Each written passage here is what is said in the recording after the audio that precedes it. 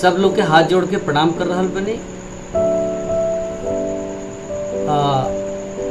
सावन पर आधारित एगो भोजपुरी रचना प्रस्तुत करे जा रहल बने, आनंद ले जाओ।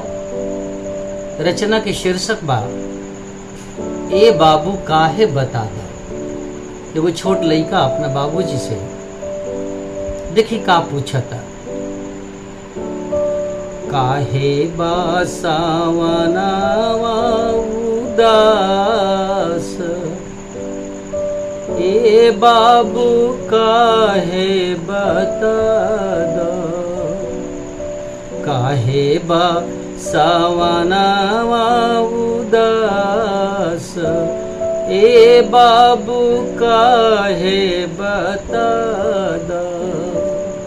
देखिए और का पूछता, खेतवा बधरियन में भूतवन के डेरा, खेतवा बधरियन में भूतवन के डेरा, चिरई चुरुंगवन के उजरल बसेरा, बदरी नए कहूँ आकाश, बाबा काहे बता दो।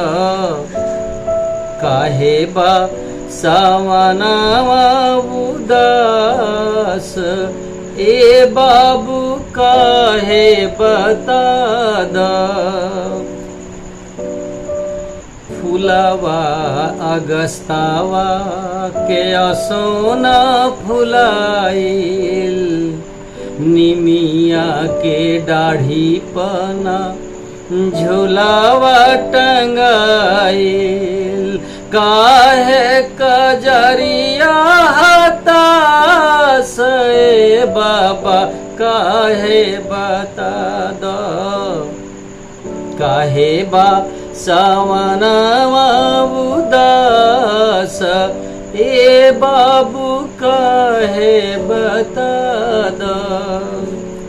देखिए अंतिम अंतरा, तुलसी चौरावा के तुलसी सुखैली, तुलसी चौरावा के तुलसी सुखैली, बकुला के बकुली काहे रे करियली, काहे रुसला बाऊजा से, बाबा काहे बता दो। काहे बा सावनवा उदास, ए बाबा काहे बता दो। काहे बा